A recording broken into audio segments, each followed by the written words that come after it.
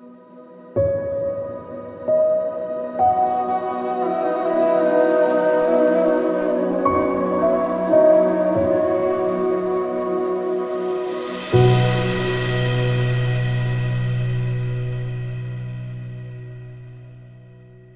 everybody, happy Friday, happy January 20th, 2023. We're already almost 1/12 of the way through the year. Thank God it's Friday. Yes, it's Friday. We're here to do some drawing. We're going to do some gesture drawing today. You guys have always asked me about animal drawing. It's one of the biggest subjects I get because I love drawing animals so much. How the heck do you draw animals when they're walking around and moving around? Well, for me, I've always said you got to do your homework ahead of time. And so today I want to take you through kind of what I do to do my homework before I go out and draw animals from life. So that's what we're going to do today. We're going to do a bunch of gesture drawing, animal gesture drawing. I'm going to take you through all the kind of the anatomical aspects that I think of, and then we'll go from there. All right. But of course, we've always got a little bit of housekeeping to do. We got some sales going on. We've got Dustin Blaze here with me. We've got Nick Birch here with me. Hello. And we're going to go over everything before we start drawing. So go ahead, Nick. Hey, hey everybody, how's it going? We've got a couple sales going on this weekend. First of all, our annual premium memberships are back down to their lowest price ever. They're 40% off over at creatureartteacher.com. That saves you $100 off the price of membership. Holy smokes. And we've also brought back to our streaming membership a 7-day free trial. So you can sign up for either of those over at creatureartteacher.com.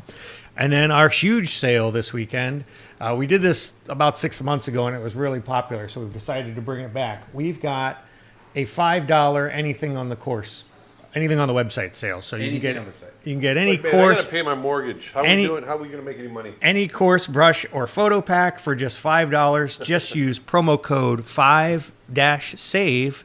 And that ends January 24th. So that's awesome. Get it while you can. That deal is huge. It's huge. Huge.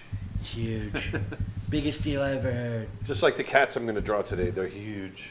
And the superhero thing is still on pre-order, correct? Yes. We have a new course from Tony Cipriano that is on pre-order, and that will be coming out next month. He's actually in the middle of filming it, and then we've got to edit it. But that is 50% off. It's a ZBrush course where he takes you through how to sculpt anatomy, how to do articulation. Like you're actually going to learn how to make an action figure, and he's going to print them out at the end and everything. So and we still got our usual stuff. We got the Art of Aaron Blaze Volume 2 in pre-order still. Yep. And a couple of those things. So going over to the website, just explore it. You'll find a lot of cool stuff going on there. That's a good show. All right, let's draw. So, animal gesture drawing. What do I do? What do I think about when I do that? Well, it all comes down to, you want to get nice posing, good drawing, and it starts with understanding anatomy.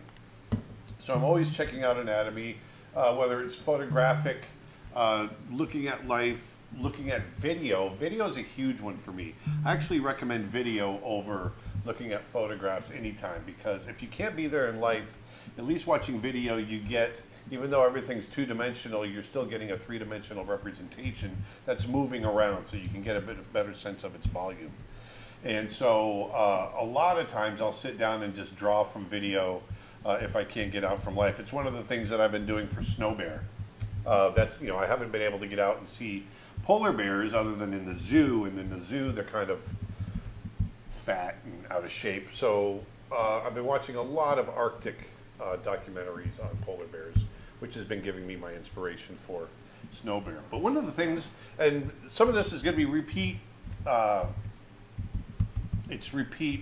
information for some of you that follow me, but I want to put it out there anyway. I think about drawing animals, especially four-legged animals, which is 80% of what I draw.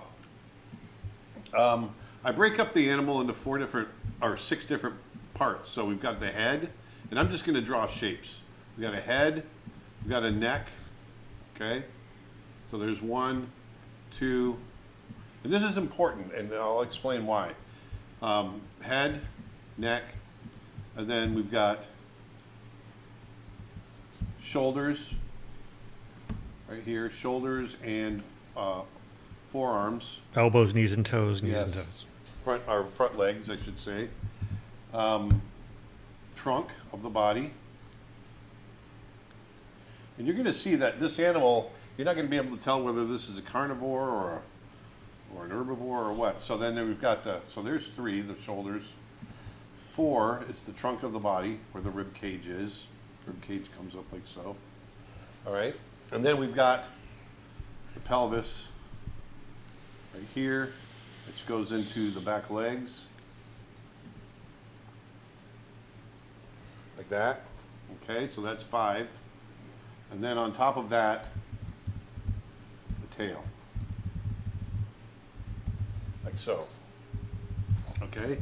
Now, with this information, you can pretty much draw any four-legged creature. And you can make up your own. You know, I think about, you know, I use this when I'm making up creatures as well for just creature design. And it helps, you know, as far as creature design goes, it creates much more believable characters.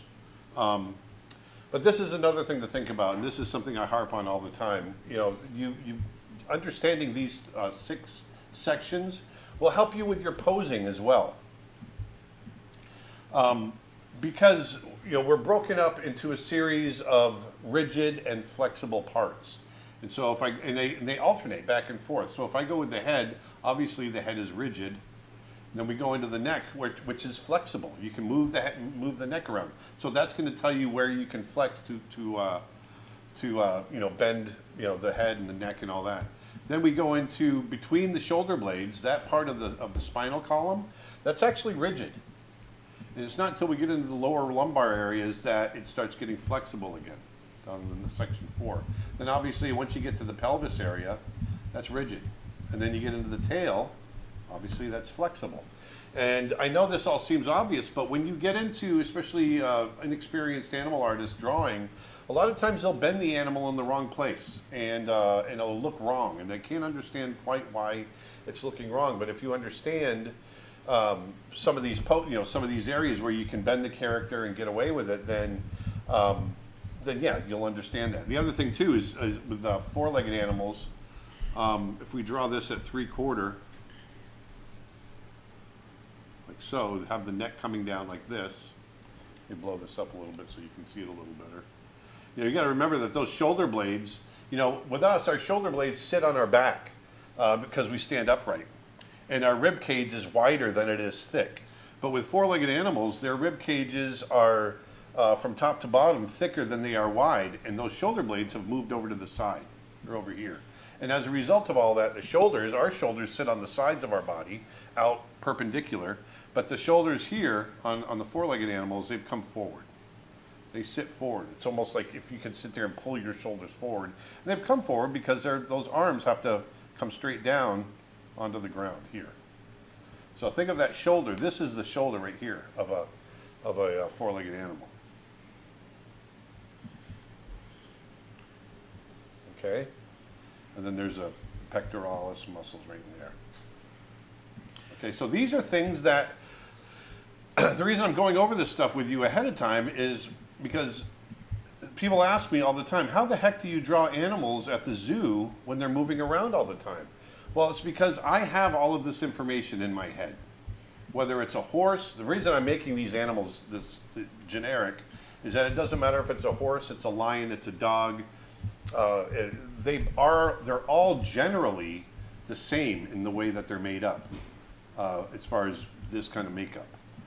And if you can have that in your head, then you're off to the races. Okay, you've got, and if you understand how they move, then really all you're having to do when you're sitting at the zoo is get that gesture down. Yes, they're going to be moving around. Well, one of the things, there's a couple of different things, different techniques I use tangentially to what we're talking about here, is that, you know, one thing I'll do is I'll look at that animal as it's moving and I'll look away really quick and I'll be left with kind of a flash of an image on my brain, and I can jot that image down really fast. And then using, well, I mean, when I say fast, I mean like in 10 seconds. And then using the anatomical knowledge that I have, I can start to build on top of that gesture. And that's where, you know, having the experience and having that knowledge comes in handy. Okay, and so think about that as you're drawing from life, and get the homework done first. That's what's important. Understand the differences. What I'm showing you here is basically the same from animal to animal, but obviously there's going to be differences. Like in this animal here, I put the wrist down low, like on a carnivore. But on a horse, the wrist is going to be up higher.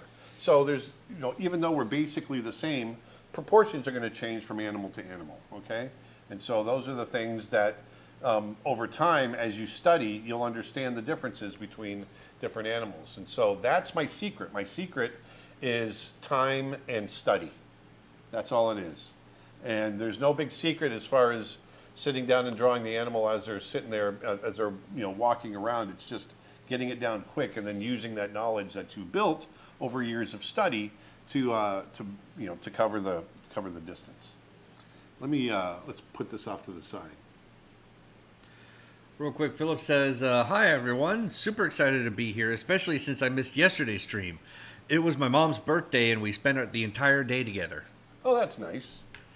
Happy belated birthday. And for those of you that don't know, when he's talking about the stream yesterday, we do a live stream twice a week on top of Friday. We do Tuesdays and Thursdays for members of our website, creatureartteacher.com. So if you go on over and become a member, not only you're going to get over 600 hours of content, video content, tutorials and everything, but we'll also, because we're making Snow Bear, you can join me twice a week as I make it, and we hang out. It's a lot of fun. Yeah, and just to reiterate, those memberships are both on sale right now. They're both 40% off, our monthly streaming membership as well as our annual plan, both of which are get you access to those twice weekly Snow Bear streams.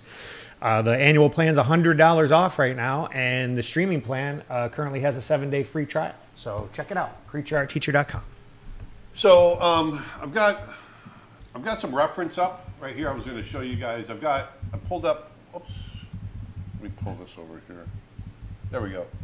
I pulled up some reference of some big cats that we've shot over the years. Not shot. I mean photographed over the years, and they're there as just some suggestions for poses. And so I'm going to use those. But I want to show you how, whether it's I'm looking at this reference or if I'm doing it out of my head, how I generally start. And so the first thing that I do if I'm looking at an animal or I want to draw an animal from my head is I think about the proportions from about head to body. I always start with the head. It's just my personal preference. Other people like to start with the trunk and work out. Other people, they find other ways of doing it.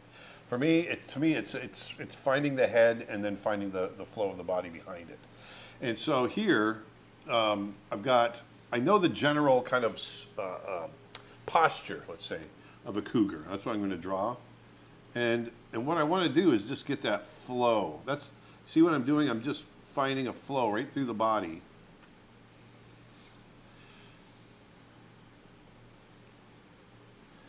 And then I'm going to start to build it up.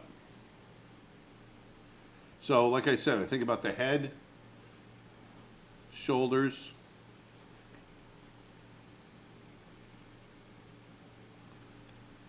and because I'm drawing a cougar, I have the anatomy of a cougar in my brain. Okay?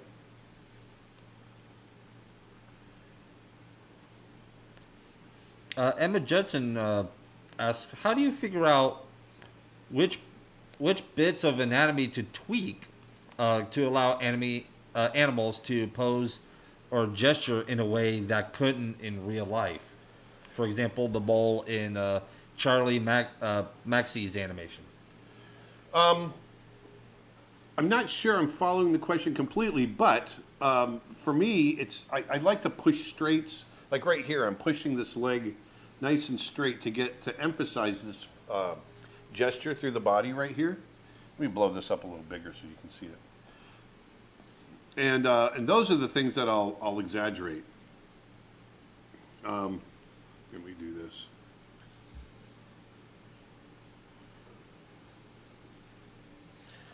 Ben asks, are all the courses for only $5, even dynamic lighting? Yes, with that promo code, you can get anything on the website for $5. The exception is the pre-order course on the ZBrush. That one it doesn't work for. Because pre-orders, that's a different Pre-orders ball are of already wax. discounted. Yep. Yeah.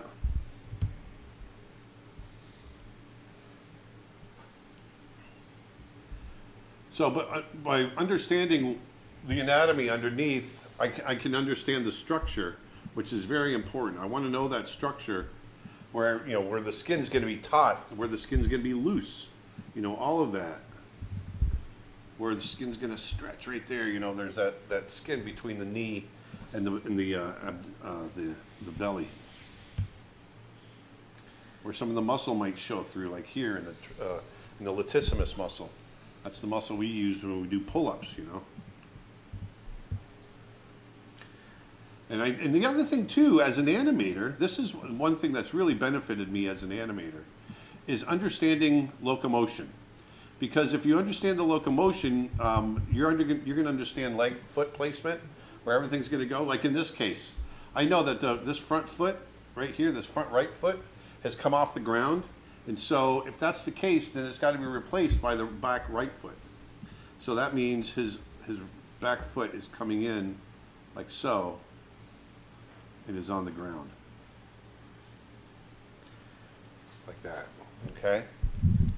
How do you show in the picture that the character is a villain? I'm trying to draw a tiger that hunts a deer, but I cannot catch the desired image, and the character doesn't work.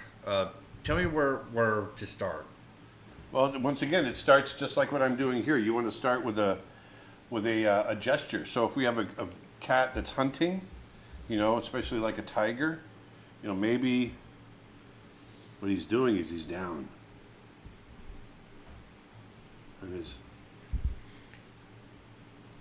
I started taking the horses course lately. Hold on, just 1 second. Oh. Let me just get this. Sorry. I just want to get this. So he's down here, and because he's up, his shoulder blade's pushed up, and maybe this foot is being held back a little bit, and this one's coming forward.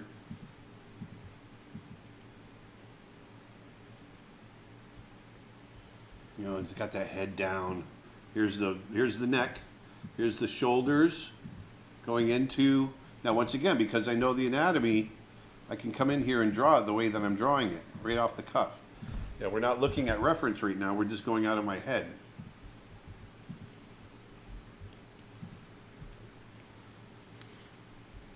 YouTube comment, if you're ready. Yeah, sorry. I started your horses course lately, and I'm doing rabbits on my own on the side. It would be awesome if Aaron had a course on rabbits. Ooh, rabbits. We talked about like big game, small game. I don't know why they're called game. That's a hunting term, isn't it? Game. Yeah, but you can still use it for what we're doing. And as a follow-up question... So here, just real quick, so as I'm finishing this up, this is a very quick gesture, but you get a sense of the posing. So a lot of it's all in the attitude, right? And then, maybe tail back here. And then just experiment with different poses. Try something. This is, coming toward camera. Maybe you do something more perpendicular to camera, something like that. But those are all, once you understand that anatomy, you can start to play with attitude in the posing. All right, go ahead, Dustin. Yeah, it's kind of the same person asked another question about the big cats, and he kind of showed in that drawing there. But do big cats have a narrow chest when viewed from the front? Is it the same with domestic cats? Yes. Yeah, that's basically what I was showing here. If I show, let's say we have a lion. Nice big lion.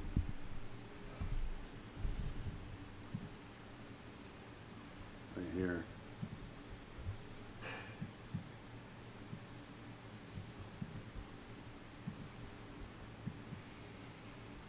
So see, I just lay in very quickly. Here the head's kind of pushed up a little bit. Twitch question while you do that. How long do you recommend drawing when you're doing animal gesture drawing? 30 seconds, a minute, 2-minute poses? Whatever it takes. I'm not a big advocate for saying it has to be this amount of time or that amount of time. I just don't agree with that philosophy. It's whatever it takes. Sometimes I'll really squirm with a pose, and it might take me a little bit longer. But so here, if you think about the shoulders are here. Shoulders come right into here, like so. Then you've got the pectoralis muscles coming in, which feeds right into forearms. Coming down like so. There's the wrists here that flares out from the wrist, the dew claws. All right? And then the toes tend to spread out outward. So there's the basic anatomy looking from the front on a big cat, in this case a lion.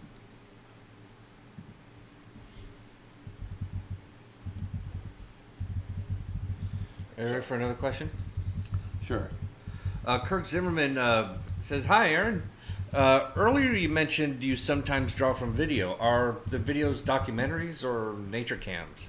Documentaries and nature cams. Matter of fact, one of my favorite videos to draw from is the Brooks Falls nature cam at Brooks Falls, Alaska, when the bears are going after salmon. It's a live cam, and Brooks Falls is, it's world famous. Everybody's seen the photographs of the grizzly bears standing on the waterfall catching fish out of the air. Well, that's Brooks Falls, and it gets filled with bears, completely filled with bears. And so it's a great resource to draw from. But then also, I like to draw from documentaries.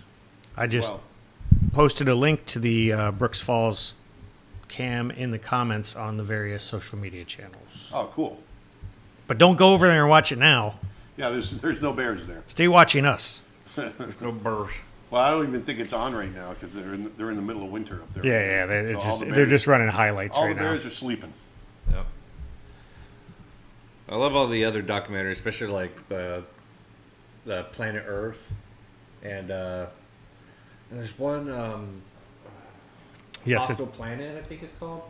it's currently 18 degrees and snowing at Brooks Falls. There you go. Wow. There's a particular documentary that I believe is on Disney Plus called Hostile Planet. Uh-huh. It's like all the different hunts and like being in the worst conditions of like the heat or winter and all sorts. But they got the shot of the snow leopard tackling the yeah. Mongo down off the cliff. Yeah, it's insane. It's absolutely mind blowing. But I love those kinds of documentaries. It's just awesome. I got a couple animal drawing questions that are related. Yeah. How do you separate the fur from the body of some animals? Like some dogs are really furry, and their body shapes are therefore hidden underneath. I still think of the fur in big shapes. I don't think of it, I think of it in big clumps. So if we have, let's see here, there's a deer. Let's say, I was drawing on so I forgot to make another layer. Hold on 1 second. What are you doing? What are you doing? What are you doing? Let's say a sheepdog. If we've got a sheepdog, big furry sheepdog, I'm still going to draw the understructure. I can't remember if a sheepdog has a big snout or not, but let's say he does. I have no idea what a sheepdog on their snout.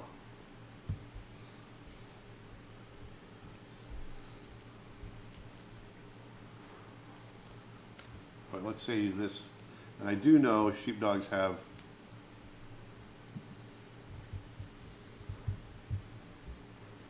big hair. So I find little places to break up the hair, and then I draw big clumps of it. Okay?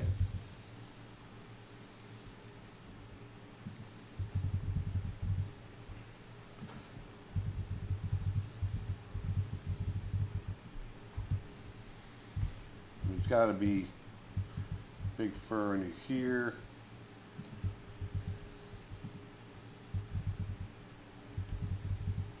And this is where I just start really broad like this. And then you can always go in and refine, right?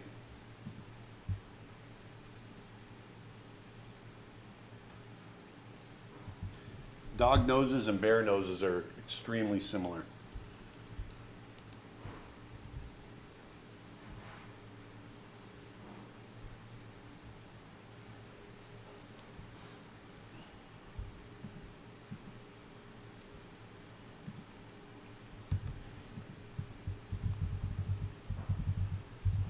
So let's say we've got that, and then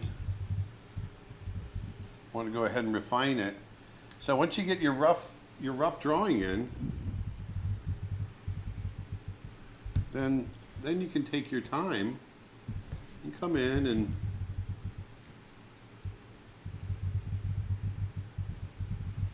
make it look right. Give it a little more detail and accuracy.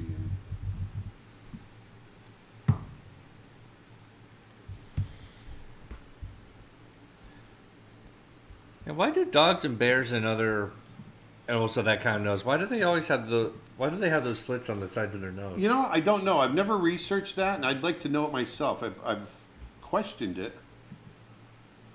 It's like a little nose flap. Cats have it. It's just laid out a little differently. It's just the way the nostril comes around.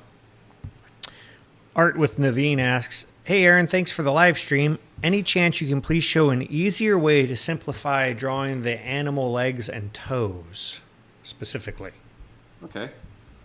I think yes. that falls under feet are hard to draw. Yes. So anyway, the way I'm refining this right now, this is how I would come through. And once I get that first initial rough sketch in, then it's, finding the big shapes and filling it out accordingly. Okay?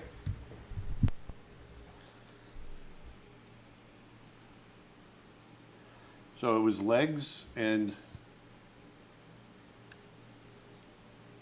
oh God, I did it again. Let's do this.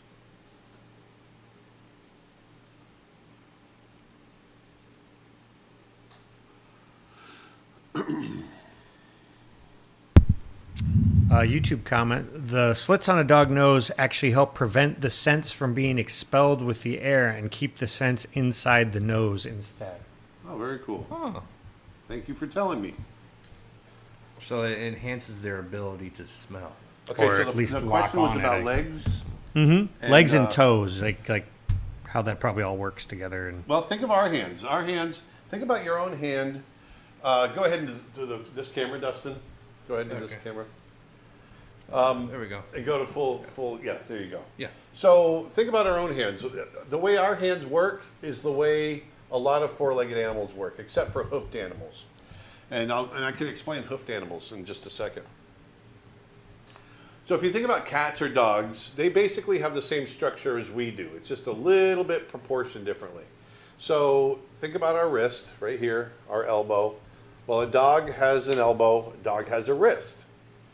Dog has a digit that is a thumb. It's called the dew claw, and it sits up a little higher. Then it has 4 toes. So imagine your fingers kind of being bent like this, and your toenail and your fingernails coming out with your thumb up here, and then you're standing on this part of your hand. So when you look at the bottom of a dog or a cat, let me go to the desk as well, though. Good. So when you look at the bottom of a dog or a cat, you've got generally this kind of shape on the pad. And then you've got a toe, a toe, a toe, and a toe, okay?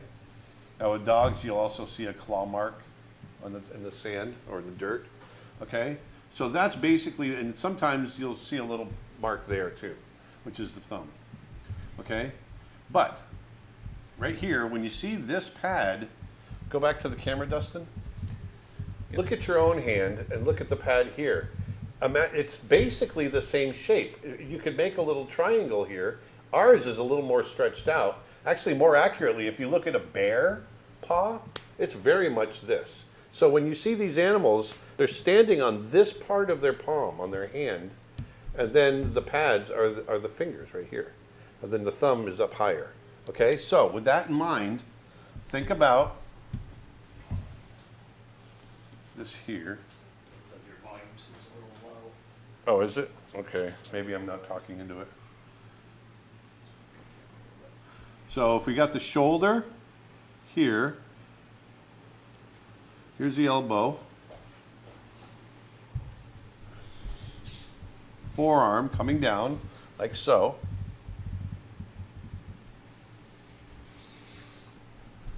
And we come to, we come to the wrist.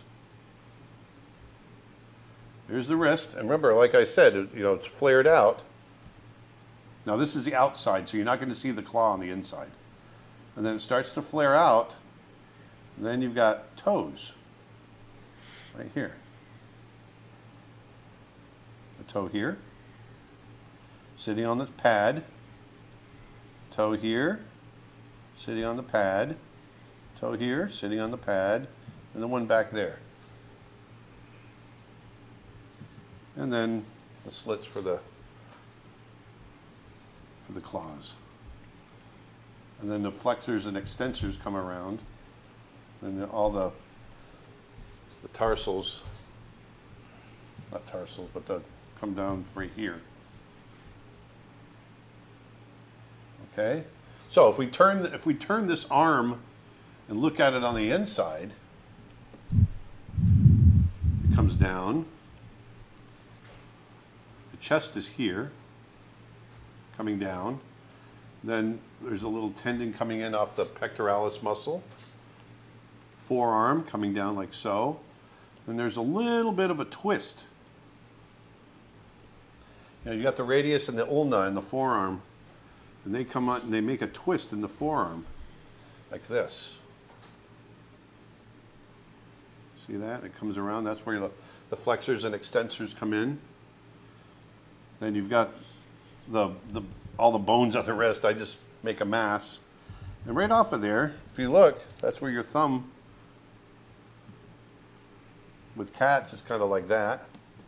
And it comes down, and once again, off of that wrist, it flares out.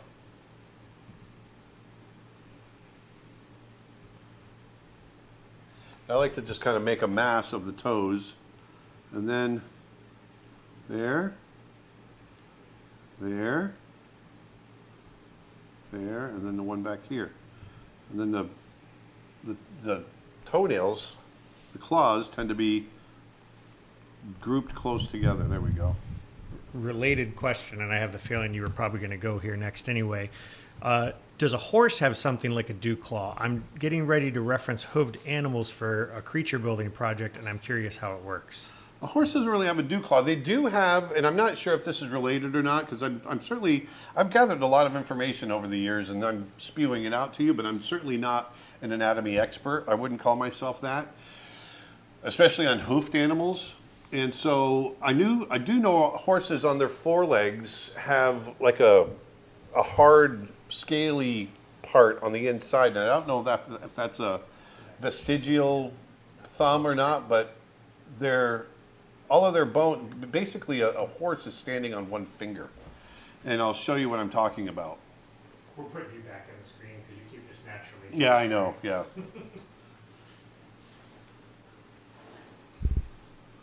Yeah, they're actually standing on their middle finger. Their middle finger, right? Yeah, they're standing up, they're flipping Their everybody in the toenail. bird. Their hoof is their toenail, right? Yes, the hoof is a toenail. Yep. So once again, I'm always saying that we have all the same parts. They're just proportioned differently, and so that's what happens with horses and deer. Same thing, which have two toes actually. But a horse, if we think of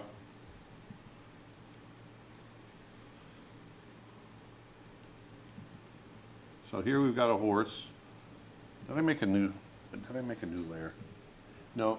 See, I got to get in the habit of making new layers. Boom. Okay, new layer. Let me bring this over here. So let's say we've got a horse. A horse, of course.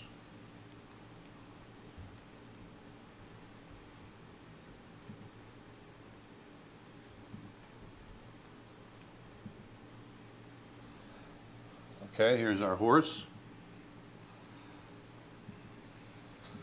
Now, I love drawing horses. Neck.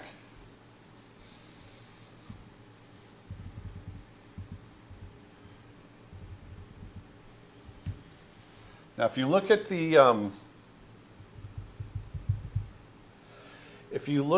the skeletal structure, horses, because of the massive amounts of muscle to hold up their belly and all that kind of stuff, their spinal cord is actually their spine actually comes through here, lower in the neck, and comes down about through in here. And we've got big, I can't remember what those are called off the vertebrae, but that's for a lot of muscle to attach to. And then the actual scapulas are in here. Okay, on the side, once again. Connect up front. So that's why you have this kind of shape right here, because that's where the shoulder is. Now, I'm going to shrink this up.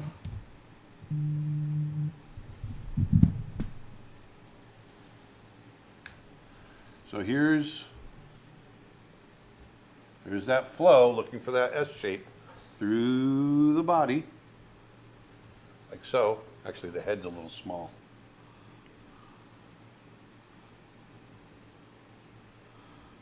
I tend to, when I start with the head, this is one of the downfalls of my technique, is I tend to draw bigger as I go, and then I find that I have to enlarge the head afterwards. But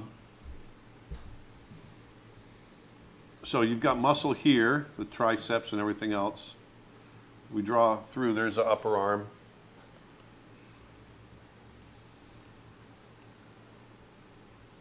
Humerus right there. And here's your radius and ulna, and then the wrist is right here. And what's happened over time is horses, all the fingers have kind of atrophied down to just one finger now. So the wrist has moved up, and just like on a dog or a cat, where if you look at the forearm coming down, and the wrist is here, and they're standing on basically all these bones, and then the fingers are coming down like this. Okay? The horse is, the bones are still there. They're little vestigial bones. And then instead of having 4 bones coming down, we've got 1 bone that's coming down. Okay? And then the last digit, just like we have on dogs and cats over here, that last digit is a knuckle. And then a hoof, which is a fingernail. So think of horse hooves as specialized fingernails.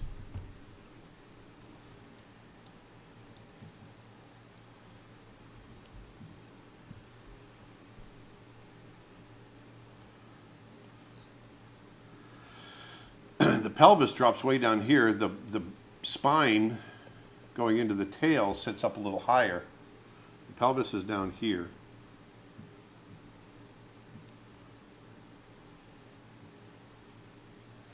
And there we got our horse.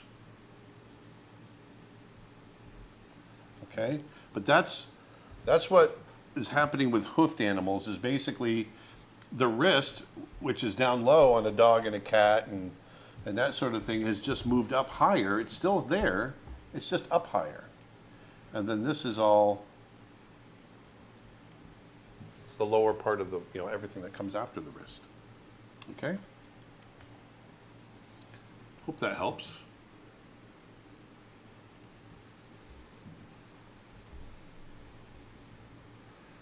Da-da-da. I want to let people who know that might be joining us a little late, we're running a big sale on our website where you can get any single course for just $5 using promo code 5-SAVE. There's no limit to the number of times you can use that. And that's, if you're enjoying this lesson, that's great for all of our animal courses as well. So we've got a full 15-hour course, I believe it is, of how to draw horses. 55 hours on how to draw birds of prey, how to draw ridiculous. bears, how to draw wolves, how to draw big cats. Plus Yes. all of our animation lessons are on there. So check that out, creatureartteacher.com. Use promo code 5-SAVE and get any course, brush, or photo pack for just $5. Now, the other thing I want to show you guys is I was talking about those 6 sections of the body, and I've been showing them here in profile, but they're excellent to use to show depth. So when you have an animal, let's say we've got a cat, a big cat posing.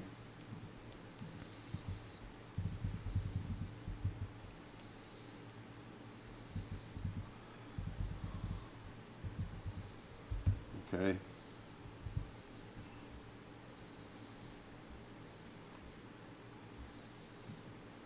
All right, so there's the head for our big cat. Very, very roughly drawn, okay? So there's that. Now, let's say he's kind of standing up high. So we've got the neck, and you just take those parts and you overlap them so that, like, here's the neck coming down. Now, make sure to draw through as well. So the shoulders and the shoulder blades are here, that mass, and draw through it. You know, you can draw through.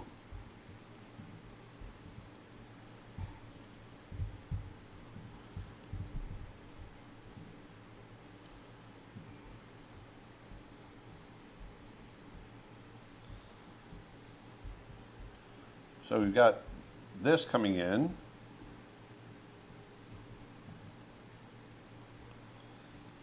Maybe he's up on a rock. So there's the front legs and shoulders.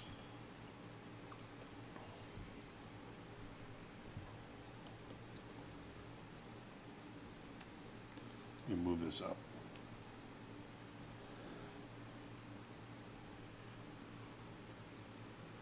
Like so. Draw that body through.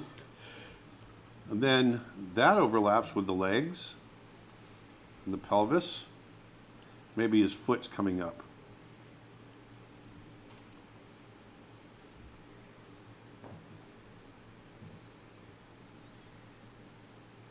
Like so. And then like so, like that. And then that overlaps with maybe a foot down here.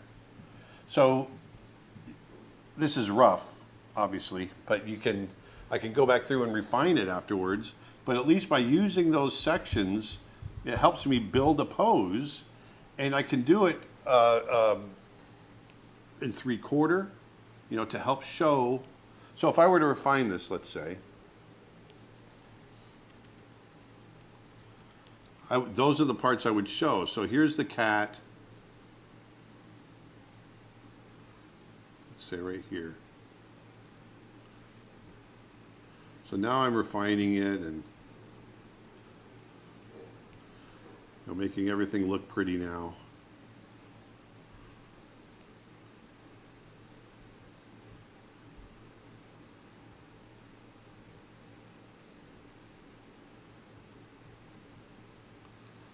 Okay.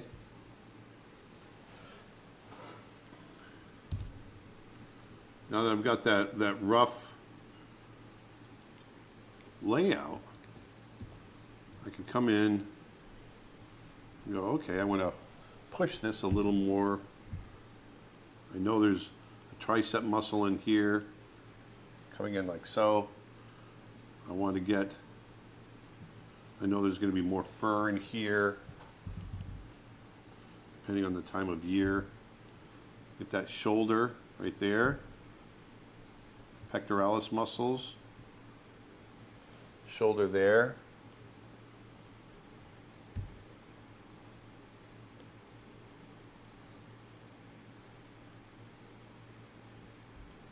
I might adjust the feet a little bit to stand a little differently.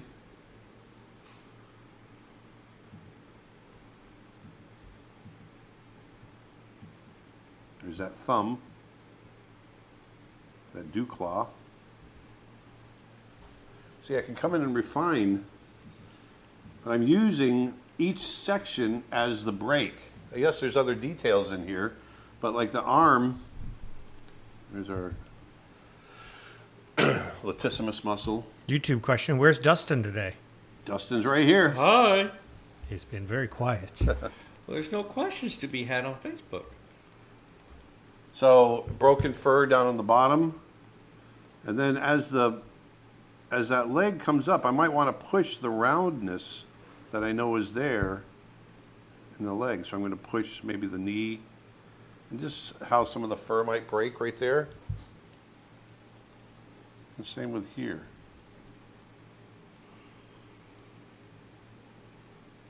Who is Gary Trousdale? Gary Trousdale is one of the directors of Beauty and the Beast. Oh. And director of Atlantis. Atlantis.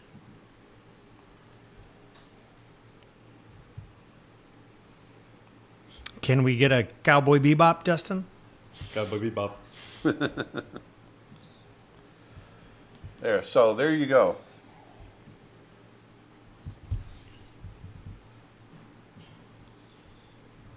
It enables you, those sections enable you to, come at it from different, and you can get really dynamic. Let's try something more dynamic. Let's say, if I have a cat. All right, I'm going to really struggle on this one, so watch this. Let's say we have a cat that's wanting to turn. So let's say he's looking this way.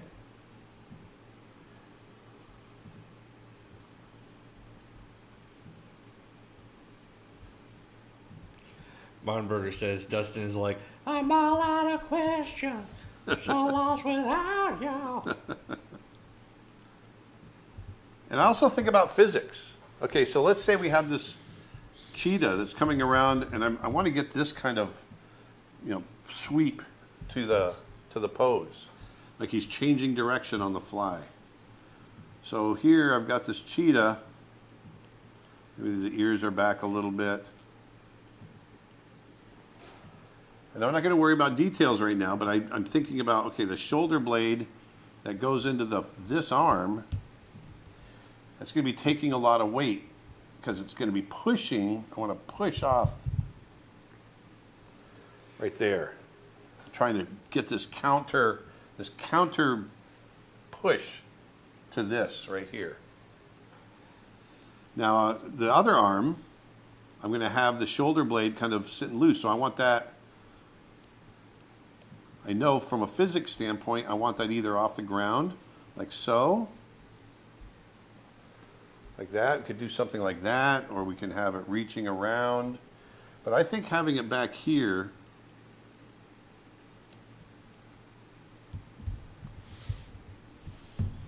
what is animal better. were you born in the Chinese New Year? I don't know. I have You don't no know? idea. You've never looked at the menu at a Chinese restaurant where Yeah, it says just, it? I have no idea. No. So here, I'm trying to explain the physics on a cheetah running here. You are a monkey. You're the monkey. Same as me. All right, so that comes down here. There's our thinking about how the forearms work and all of that. I can start to move these shapes around, okay? Which it makes perfect sense that we're the same because you're 12 years older than me. So that would be the full cycle in the... Yes. Let me talk about this guy Sorry. first. And then, so from up here, I want the feet to be up in the air. And then this will kind of complete the whole pose right there. And on cats, we tend to get thin in the hips.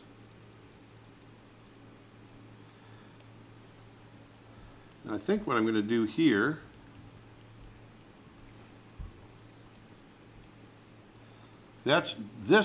finding this pose right, that line right there really helps with finding the whole gesture of that turn.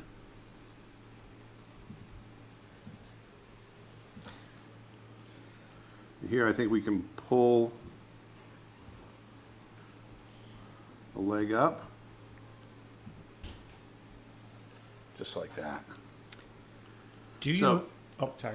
Just so by knowing where the flexible parts are, because I know going into the pelvis right here, that's going to be rigid, and that pelvis is going to fold under as the leg comes forward. But I know we have flexibility in that section right there of the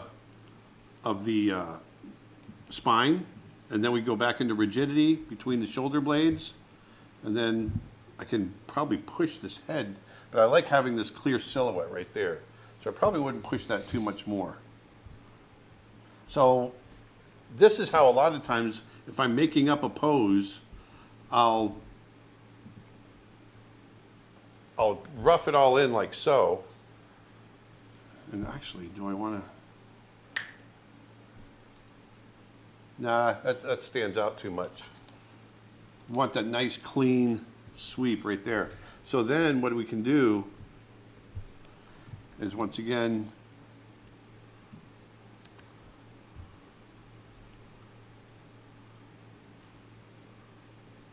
come off of, you can tie it down.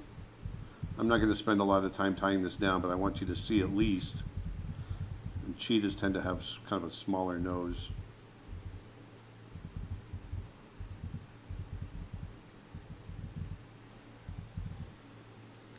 It looks like you're the horse. And he's focused.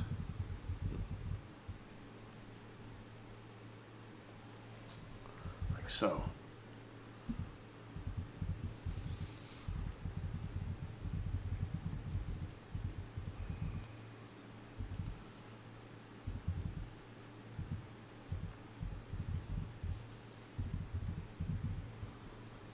Hey Nick, any updates on the member Discord server? What did I tell you, Dustin? The last 3 streams. Why do you keep asking it, Dustin, when you know the answer? You'll be the first to know. No, actually, we were very close to rolling it out this week, and then we had a little glitch with the website. So the real update is hopefully by Monday. That is the plan. Let's see. This was an interesting question that I don't think you've ever addressed before. Do you have a favorite director you ever worked with? Or one that especially comes to mind that you enjoyed? No, to be honest with you. All the directors I've worked with, I've really enjoyed. I wouldn't say that I've got a favorite. Would you, And I wouldn't badmouth anybody saying I wouldn't work with anybody. Oh, no. I wasn't going to say that. Is there any differences in styles that jump out in mind? Oh, every director is different. Yeah. Every director is different. Barry Cook was really fun to work with, but he and I were friends to begin with. That was Mulan, right? Yeah, Mulan.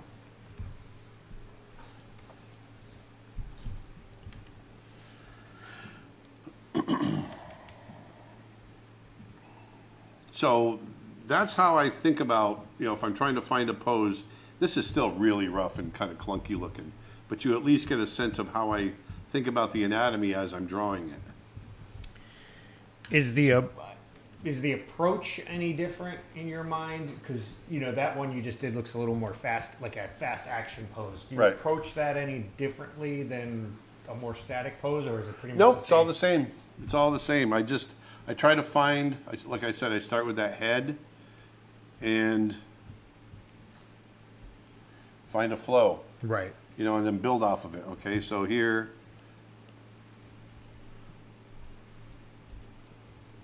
I can get really, really gestury with it. And this is how I would approach, if I was drawing for animation. This is how I approach my animation drawings. Very, very loose like this. And once I can find that flow,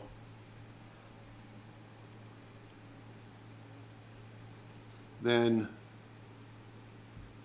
here's our cat drinking or eating.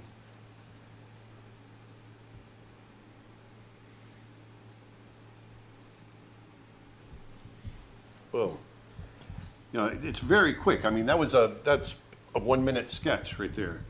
And then on top of that, then, once you get that, you get the anatomy, the sections of the anatomy and how they work in your head, then, this is how I draw when I'm out on location. I can get these sketches in really fast. Then using my knowledge and looking at the animal a little bit more, I can get these more refined drawings in. It just takes homework.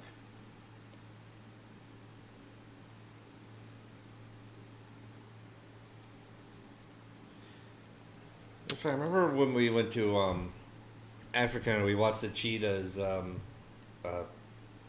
eat their meal, and half the time they were posed like that, where their front end was all the way down the ground, but they were still standing on their back end. And I wonder why they would eat like that instead of laying down or. I think it's easier. It's an easier pose for them to get in and out of.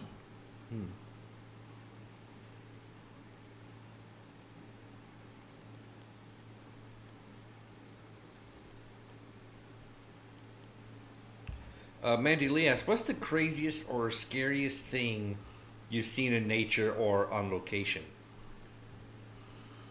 I don't know. We got chased by an elephant once. That was pretty scary. In Tanzania. Didn't a lion? Had a lion kind of huff at me.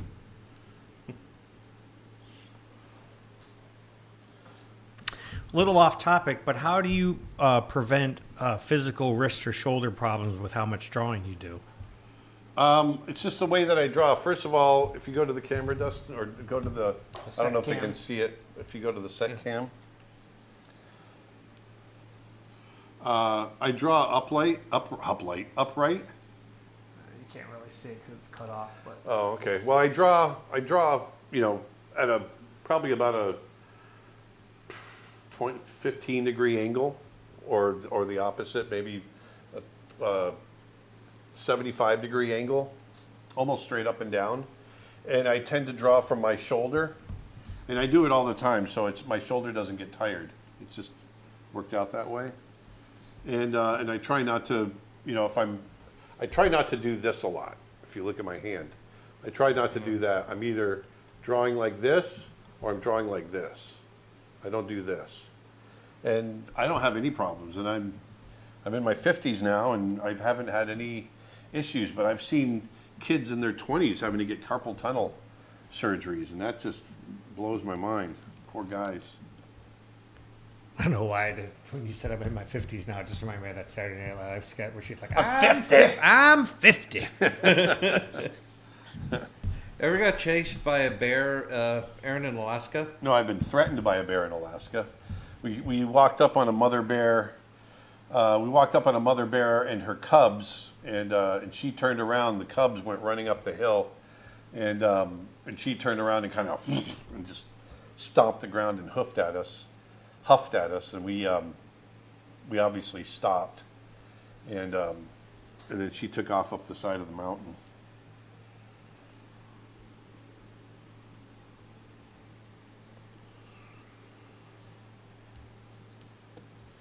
But even house cats, draw your house cat.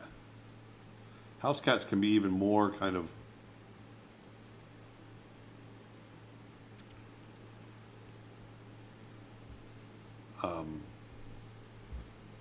Actually, speaking of which, someone asked, could you possibly draw a house cat? yeah, there we go.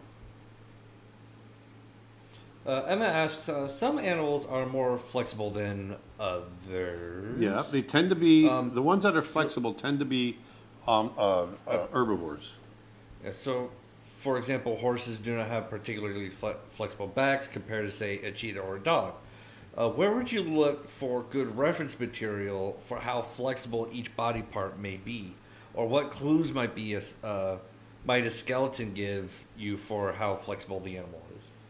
Well, herbivores in general tend to be less flexible than carnivores because, I've talked about this before, carnivores have less guts. They've got a smaller belly and they can be more agile. And plus they have to be more agile when it comes to going after their prey, right?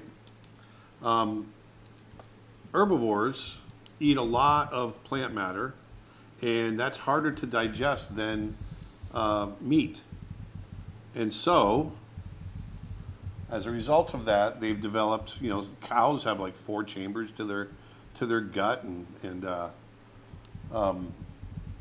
so on and so forth. So they've got a lot of digesting material abilities, but they've given up flexibility in order to carry that big mass of guts around. And so, but a lot of them, from a physics standpoint, have evolved to have the ability to run long distances. Not at super great speeds, but they tend to be able to go longer than carnivores, which are built more, for the blast, for the getting the prey right away. So this is kind of a house cat here, I think. Smaller head, smaller nose, smaller feet. They're just small features. You can make them as fat. You can make them, maybe a little floofier.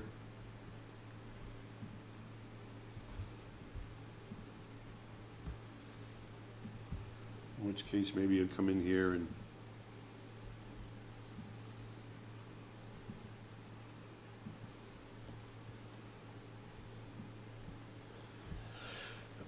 we can have all kinds of fun with it. You might not see as much definition.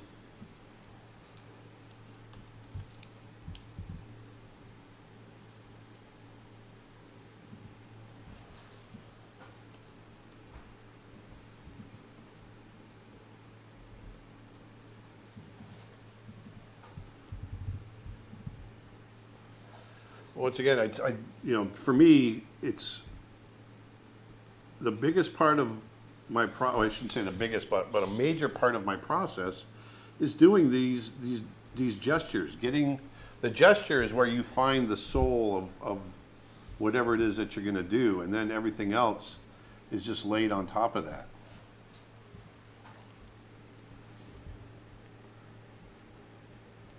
So, with that being said, I think we're going to wrap this one up, and then we'll wrap it up for the day.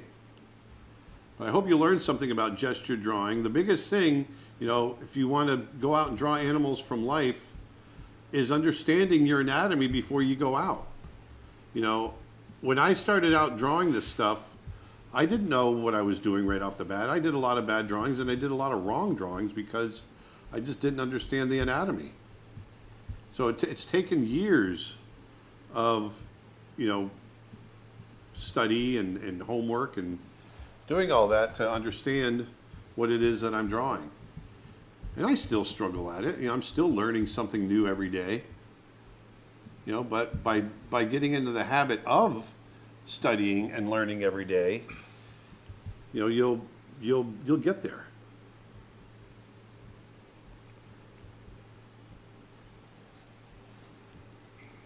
Any last questions? Not that I'm seeing on my end.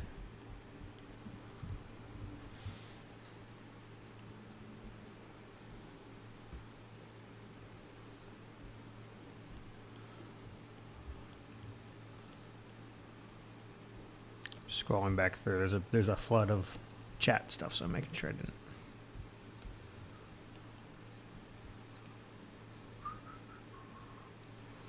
Who is Freddie Moore? Freddie Moore was an animator way back in the 30s. He designed the Seven Dwarfs, and he was a great animator, great Mickey animator. And when he passed away, he got into an accident and car accident and passed away. Oh, you know what? Here's one we haven't talked about in a while, and I think this would be a good one. This isn't a question about what you're doing, but we should do this on a future stream or video. I'd love to see Aaron taking a stab at drawing in VR. Oh, drawing in VR, yeah. I'd like to do I'll bring that. the Oculus over, or we. I've got one. We'll Yeah, we fire just up yours and we'll just. do Yeah, that we've on just the got to, stream. I just don't use it. Yeah. I haven't used mine in a while. We'll actually, since we've got 3 of them, we'll all just sit in these spots and we'll create a virtual recreation of the office. And the stream will just be us sitting in this office. Yeah. Doing a live stream. So I'm going to take this one. This is probably one of the more successful ones. What's what- your life motto? Hold on one second. So I'm going to take this one and I'm going to repeat this here. And remember, don't be afraid to be really loose. Study on that anatomy and don't be afraid to stay loose and just jot it down really quick. So many of my drawings at the zoo, your finishing touches. Now, as far as my life motto goes, it's perseverance and just keep on trucking and being patient. You know, everything I do has taken years to do, and I've just learned over those years to just keep at it. Keep at it, keep at it. Like I said, I'm in my 50s now, and so I've got a lifetime of, I've got 40 years of pushing and learning and all of that. And a lot of you young artists out there, you've got that ahead of you. And it doesn't happen overnight. It really is art and animation and character design and all the stuff we talk about on these live streams is a lifelong endeavor. And it's something that you'll be learning, for the rest of your life. And there's always something new to learn. There's always something new to be better at. And so take that with a grain of salt and just keep pushing and keep learning. And you'll get better. It'll get easier. And, I look at what we're doing now, what I'm teaching now, even compared to when I was actually animating on The Lion King. And I know volumes more now than what I did on The Lion King. And matter of fact, it amazes me that I was able to do what I did on The Lion King, knowing now what I didn't know then. So it doesn't take much to learn enough to get by and create some really great stuff. But with continued learning, you're going to keep adding to that library, and it'll just get better and better. So I hope you learned something there. And oh, sorry. go ahead. Is this going to be posted on Facebook? This Yes. all those drawings? Oh, the drawings? Well, at the the end? drawings Just the will, whole yeah. sketch, yeah. Yeah, the sketch will be posted. But our live streams themselves are always archived on our channel, both on YouTube and on Facebook. So there you go. I hope you guys had a good time today. You want to mention the sales one more time? Yeah, I want to let people know. Head on over to creatureartteacher.com this weekend and use promo code 5-SAVE. You can get any single course, brush set, or photo pack for just $5. There's no limit to the number of times you can use that. Also, finally, our memberships are on sale. Our annual premium membership, which is the best deal in art education, is $100 off. That's back down to its lowest price ever. And our streaming membership is 40% off, and also now, once again, has a 7-day free trial for a limited time. So there's never been a better time to sign up. And both of those memberships get you access to our twice weekly exclusive Making of Snow Bear members only streams. That was a mouthful. Wow. I'm sure it was. And going to set camp? Oh, all right. Go ahead. coloring? Coloring. Yeah, why don't you pay attention to what I'm doing? Right. There you go. I'm trying to focus here. There you go. Hey, we're going to get going, and we will be back again next Friday. And if you're a member, I'm going to see you back again on Tuesday. And other than that, have a great weekend. Have a safe weekend. Do some drawing. Go out and do some gesture drawing. Draw some animals and enjoy it. So until then, put some beauty back in the world, and I'll talk to you later. Thanks. Yeah. Bye. Cowboy Bebop.